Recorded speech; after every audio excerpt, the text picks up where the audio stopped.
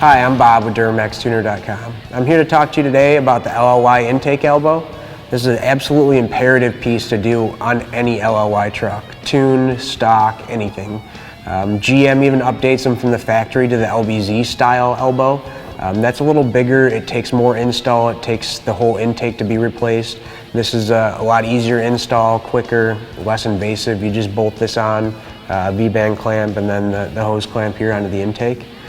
You can see the restriction here in just the intake of the actual piece going in the turbo, as well as the sweep here is how smooth the aftermarket one is and less restrictive. This is going to net you more boost, cooler EGTs, quicker spool, and a lot of times it's going to help if you have overheating issues on an LLY. That was a known factor of this piece being restrictive. So all that fuel and air is what you need for power. Getting that air in that turbo is absolutely imperative to power, to cooler temps, and to spool up. And I'm Bob, thanks for watching.